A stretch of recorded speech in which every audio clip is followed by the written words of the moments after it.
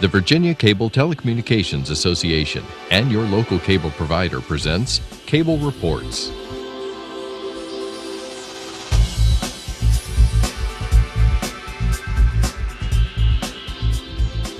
Join us now as Cable Reports brings you up to date on current issues facing the Commonwealth through discussions with your local legislators and other policymakers from across Virginia.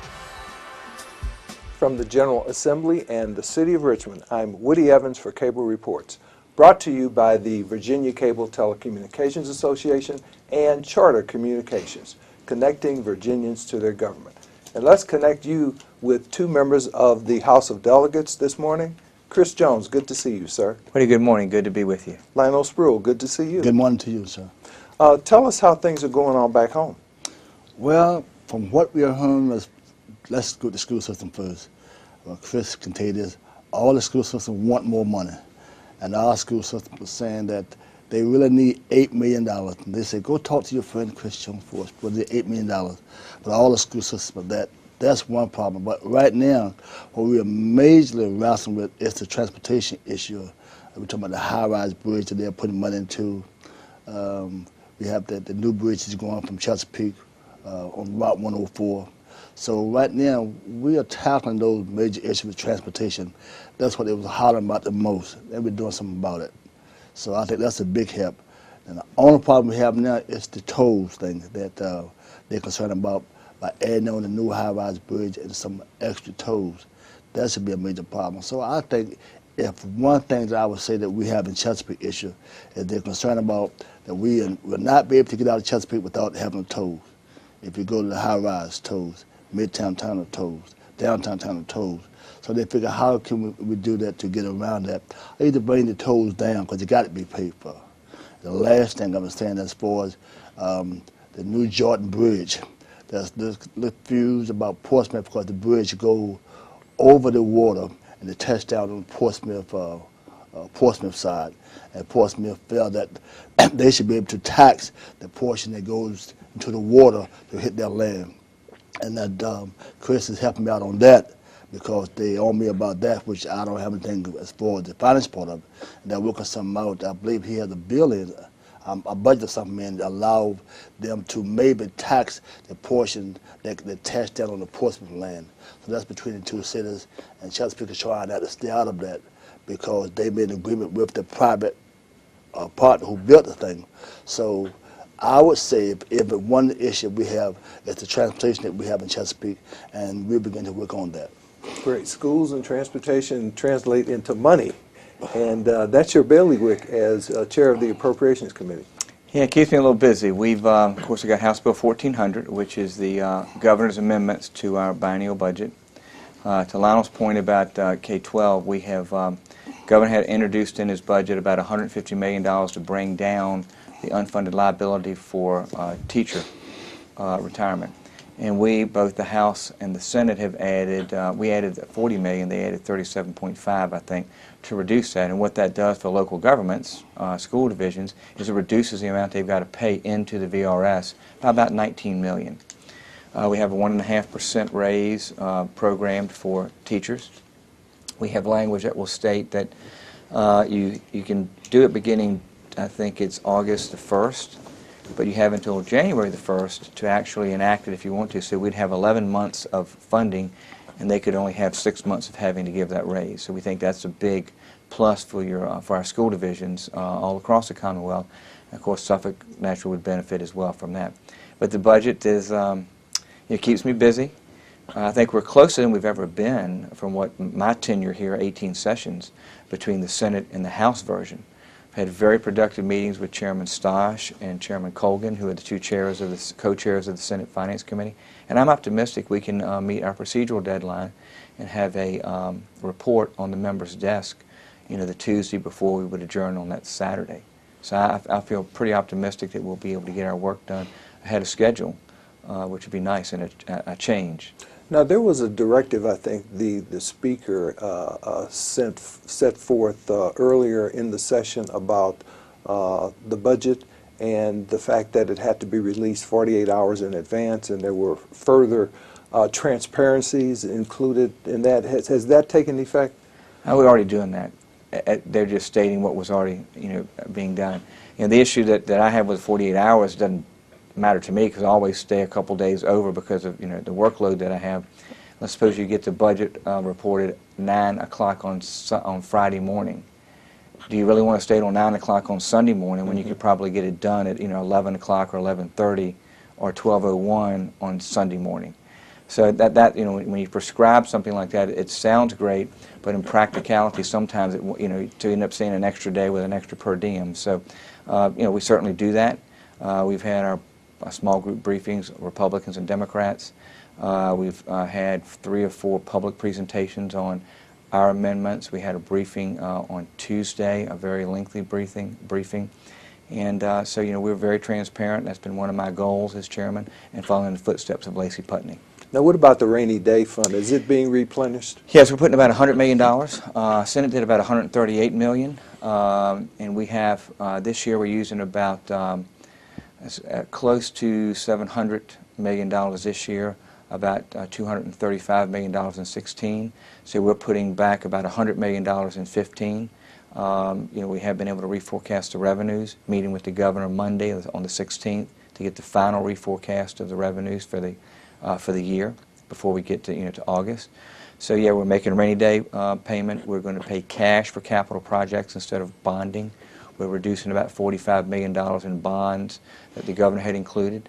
So we're doing some structural things to better balance the budget with cash and rainy day fund deposits. And on the employee raise, that's contingent on meeting our revenue estimate. So it's a very conservative budget in both the House and the Senate. Douglas Spruill, tell us about your committee assignments and why they are important to your constituents. Well, I would say the main one that I have is HWI. Health, welfare, and institutions. Because we've got a lot of bills coming as far as trying to change things. Let's look at one that's coming up shortly.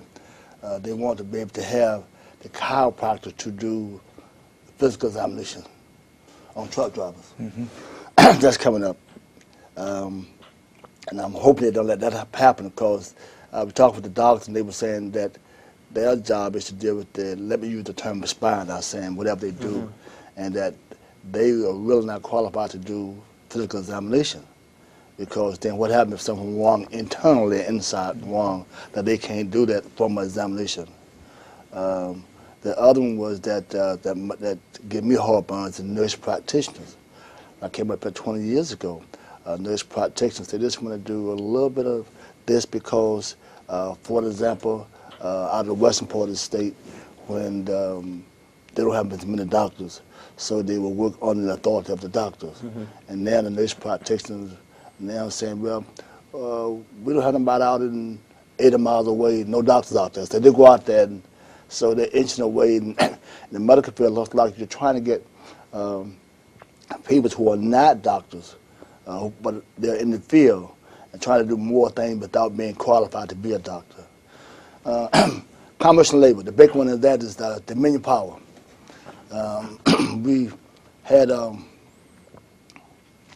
about an hour and a half, 2 hours on that bill where the dominion power is trying to freeze the rate for 5 years. The question is, if they freeze the rate for 5 years on something they're trying to build more plants, then how would that fare to the customers that if you don't charge them in 5 years, if something happened in 5 years, can you, a hurricane come up, then what about that? Who will eat the cost? So that's been an interesting thing. And so then I'm on county cities and towns. What the county cities and towns, what we're doing that was, we heard the stuff that come mainly from local government. We haven't had anything hot this year from county cities and towns. We had the COP bill, and we worked it out, the chairman of ORA, yes, he had that bill, and that's worked out. And what happened was that was a crazy bill because it was attaching on to allowing the hospital to add on parking garage and stuff like that. So we seem to think that that was. So we haven't really had anything really hot except the Dominion Power bill and the COPN bill. No more rules, and the rule is mainly the speaker's baby, as we call it. And they look at things that come before rules. We got the song coming up this year. The one lady had a nice song I didn't like. The speaker had a song coming in for gentlemen from New York, I believe. pretty song, and I think they got out of the House, and there's a song coming out for the Senate. And I don't know how we're going to do that, Chris. Right. I think it's two that came out of the Yeah. Senate. If I'm not mistaken. So, but it's time for Virginia to have a song that we all can live with. So they all are three good songs. So we could have a you song see. and a ballad, couldn't we? Yeah. You see, with that, and that, so I had some good beers when the time come on that.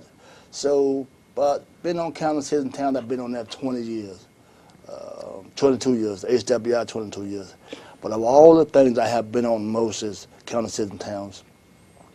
To me, because it's like being on city council, and I not feel comfortable with that. You know, I know that, and HWI, I'm on the subcommittee, the health subcommittee, with Delegate Stalin, who's a lawyer, and I mean, he's a doctor, and who's the chairman of the HWI? Oh, Bobby Orrock? He's Bobby Orrock, but the sub-chairman of the health, Dr. O'Bannon. See, so I like to sit between those two because when the doctors talking, I would say to myself, I say, does that mean he can chop my head off? What are you talking about? Because they use the doctor term. So I have learned a whole lot from being on those committees.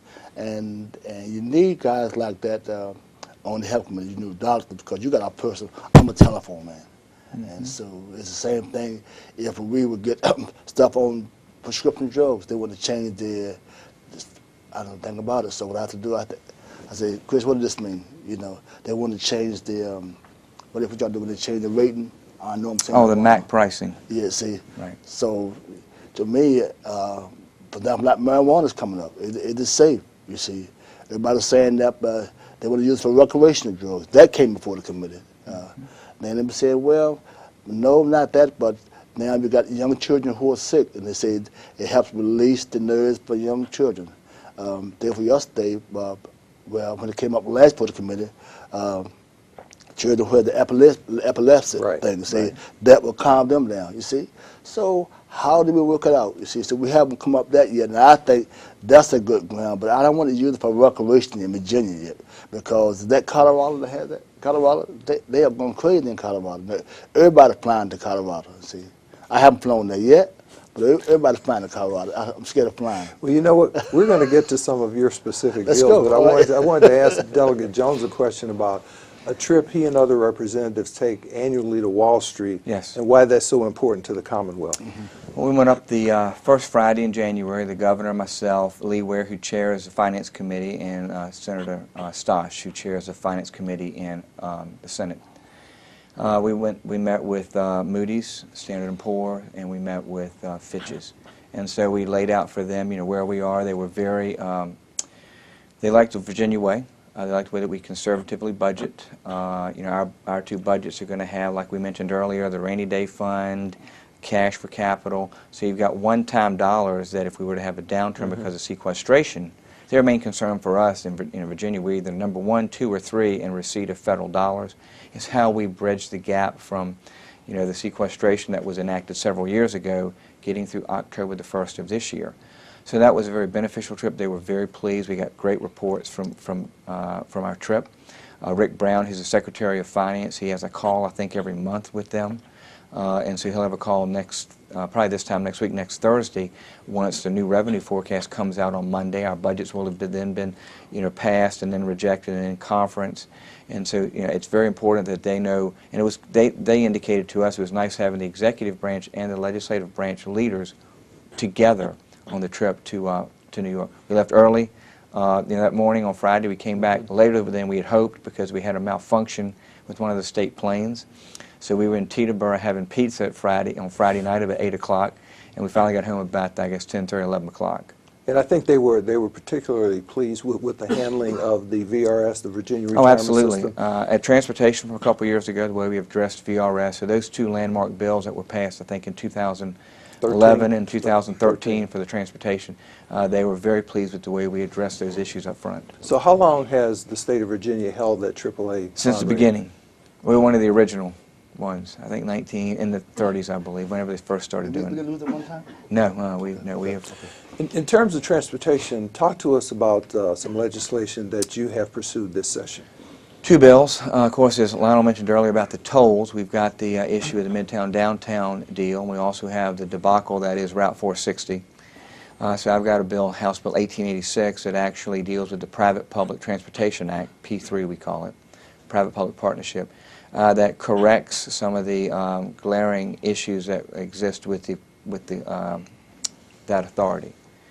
460, not to bore everybody, but 460 started out as what we call a private-public partnership, where if you and I decide to get into an agreement, and I'm the state and you're the private sector, I would say, what's the risk, what's your liability, and what are your responsibilities? And so you would have most of it on the private sector. Well, by the time 460 was done, it had gone from a private-public partnership really to a design-build with all the risk on the Commonwealth. And Meaning the taxpayers. The taxpayers, yes, Yes. sir. And so what occurred, they floated bonds, $250 million in bonds, and didn't have the first permit in hand. And we spent about over $300 million with the contractor. And so the 1886 will address that. It'll put in place an advisory committee. They have to denote the public interest. You have to assign risk, the level of risk, and then they have to define what is a high-risk project. Then there's a 30-day public comment period. And then when they get into the comprehensive agreement negotiations, if anything changes in a material manner, then the secretary would have to say, this has changed, you've got to go back to square one, or he has to certify that nothing has changed materially. And that could not have been done with 460 because it went from a P3 to a design build. And I contend they should have had to stop the procurement at that point when it went to design build and start over again. But that was not done. Then the other bill is the Omnibus Transportation Bill that changes all the funding formula. We've got a myriad of formulas that are out there that simplifies it and gets more money back to our districts. Like Lionel said, building our local roads, maintenance and repair. There is some money in there for transit. So it's an omnibus package to change the entire way that we fund our road system. Is that the one that sets forth about 5 or 6 criteria, beginning with, for example, congestion mitigation? Well, Go ahead. that's a good. 2 years ago, we had 2313, which was the omnibus bill that actually provided the funding. Last year, we had House Bill 2, which is the bill you're talking about. Okay. That was Delegate Stolley's bill. This is a natural follow-up to that, because what occurs now, we have more dollars to spend on maintenance, repair, and new roads. And so this says, okay, you shall use the criteria in House Bill 2. And it takes away some of the authority from the CTB in the sense that it goes back to the districts. And then one thing that the governor, I negotiated it up front with the governor on the membership of the Commonwealth Transportation Board, and they will no longer serve at will.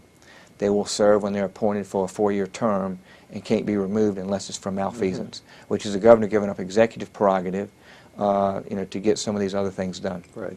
Delegate Spruill, there's a very interesting piece of legislation that you were pursuing this session. It has to do with the expungement of criminal records, and I think that came about as a result of a number of students who got interested in that as a project. I was a guest speaker at the Tidewater Community College in Norfolk, and they had a session, and they were concerned about if you would go to court on an issue and you were found not guilty, and then 10 years down the road, you will apply for a job, and they were saying, we noticed that 10 years ago, you had some come up 10 years ago, you're found not guilty, and that may or may not could hinder what you're trying to do.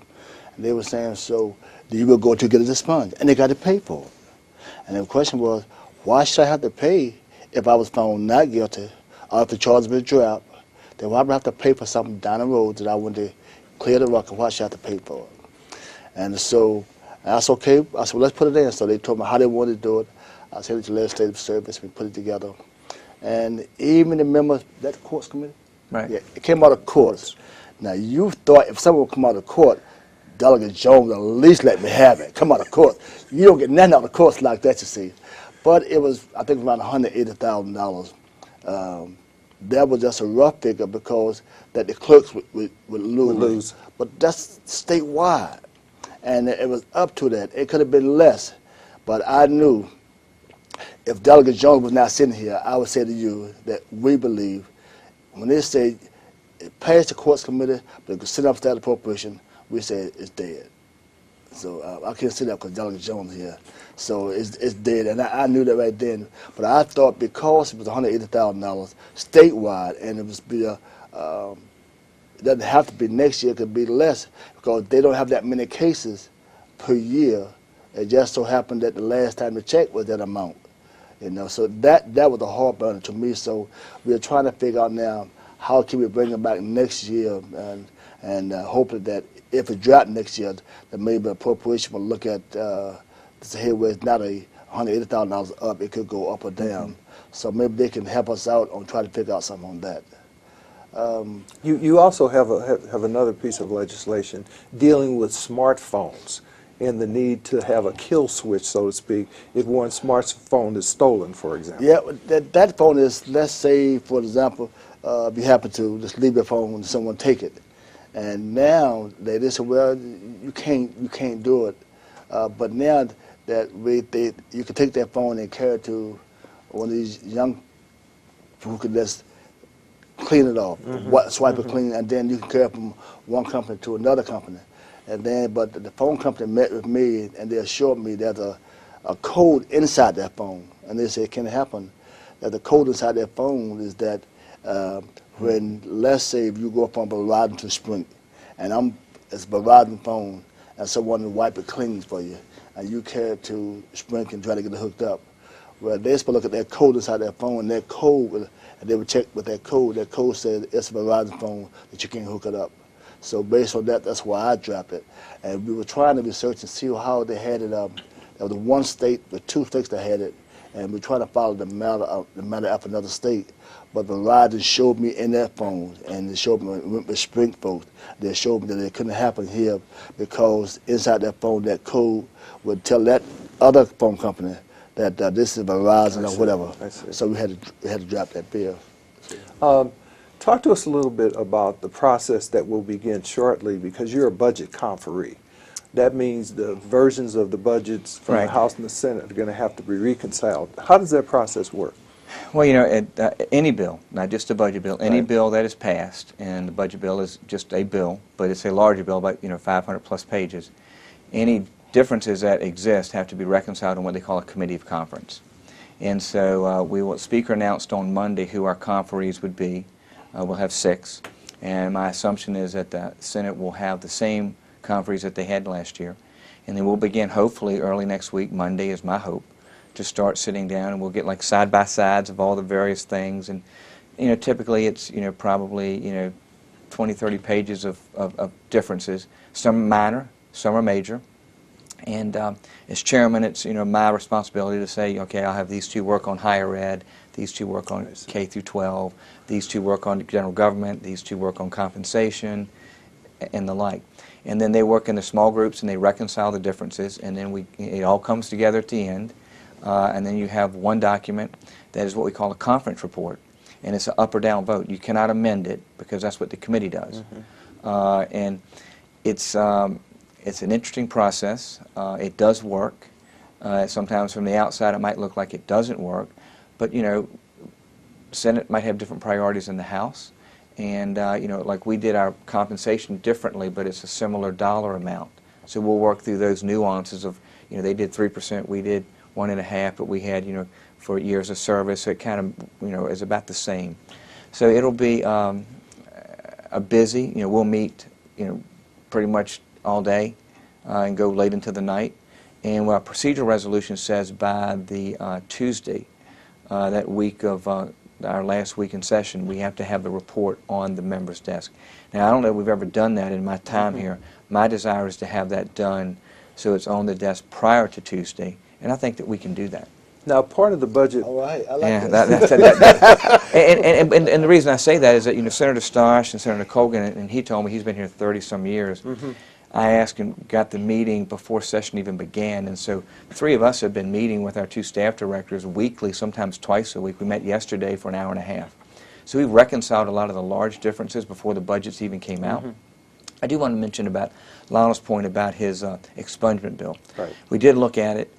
Courts has a lot of bills that have a fiscal impact. And I'm going to probably ask JLOC to look at what the cost of that is, and not just have DPB, which is Department of Planning and Budget.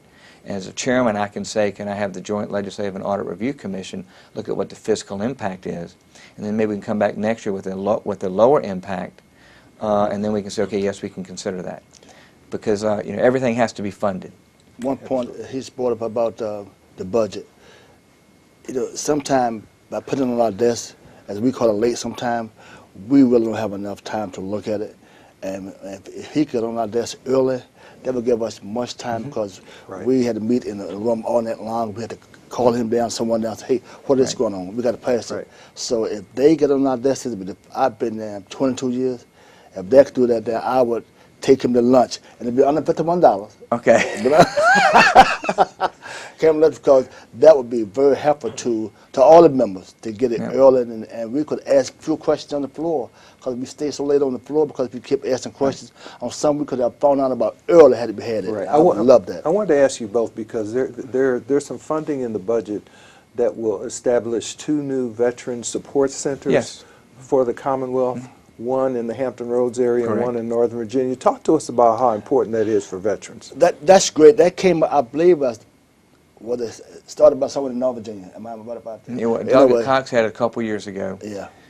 And that's great because it looks to me, it seems to me that we kind of just put the veterans on the back burner. And that would give them some hope and some incentive on doing things and show that we really care, that we could do more about them. And I was glad to see it because I did not know that we didn't have one in each area. And that would help the veterans in each area. But they're the 2 largest areas, North Virginia and Hampton Roads. And I was not aware of that.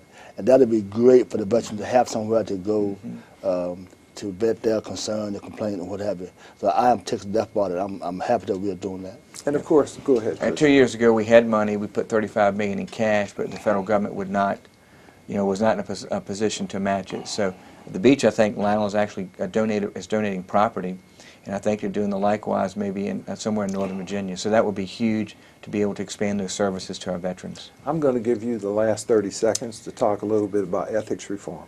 Yeah, it's the last few years have been very different for Virginia. We've all followed the McDonald trial. And I think the fact that we have a $100 hard cap, I'm fine with no gifts, period. I think the $100 cap is good. It's a hard cap for any type of gift. And we have to report twice a year. And I think it's important that the public, be able to see what it is that we do and where we go and how we act in that regard. Because I think the public's trust has been, quote unquote, when they look at us, look at what happened with a former member of our chamber and then the governor, they do question, they don't want us to become like Washington. And we've got a lot of honorable people who serve with us. Great. Well, thank you both for being here, Delegate Lionel Spruill, Delegate Chris Jones. Thank you. Thank you for watching Cable Reports, brought to you by the Virginia Cable Telecommunications Association. Until next time, I'm Woody Evans.